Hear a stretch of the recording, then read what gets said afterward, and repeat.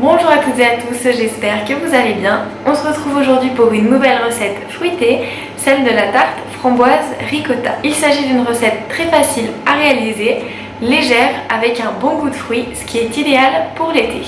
Je vous laisse tout de suite avec les ingrédients. Pour une tarte de 22 cm de diamètre, vous aurez besoin pour la pâte sablée de 155 g de farine, 60 g de beurre, 25 g de sucre et un œuf. Pour l'appareil de 250 g de ricotta, 60 g de sucre, un sachet de sucre vanillé et 2 œufs. Et pour la garniture, de 125 g de framboises fraîches. On commence par réaliser la pâte sablée en plaçant l'œuf dans un ramequin et en le battant jusqu'à ce qu'il soit bien liquide. On dispose ensuite la farine, le sucre glace et le beurre sur le plan de travail et on mélange jusqu'à obtenir une préparation sableuse.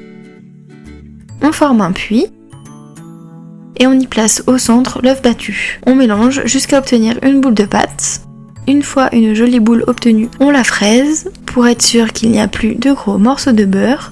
Puis on reforme une boule que l'on filme et que l'on place au frigo pour 1 heure environ. Une fois la pâte refroidie, on commence par préchauffer notre four à 170 degrés chaleur tournante et on prépare notre appareil. On place dans un saladier les œufs avec le sucre vanillé et le sucre. On mélange jusqu'à ce que la préparation blanchisse.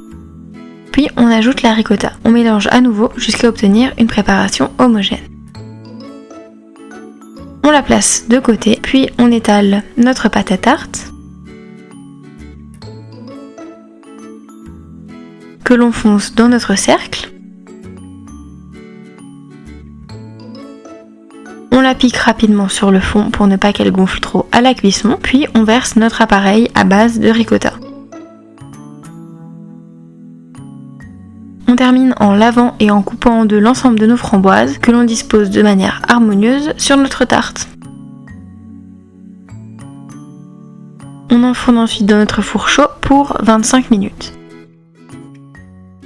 Au bout de 25 minutes de cuisson, on passe le four en mode grill afin de vous faire colorer le dessus de la tarte pour quelques minutes. Attention à bien surveiller cette partie de la cuisson pour éviter de faire cramer le dessus de votre tarte. On termine en sortant la tarte du four et en la laissant bien refroidir car elle sera bien meilleure dégustée bien fraîche. Merci d'avoir regardé cette vidéo, j'espère qu'elle vous aura plu. Si c'est le cas, n'hésitez pas à laisser un pouce bleu ou un commentaire, mais également à vous abonner à la chaîne en activant les notifications. Nous on se retrouve la semaine prochaine pour une nouvelle recette. D'ici là, bonne semaine et bonne pâtisserie.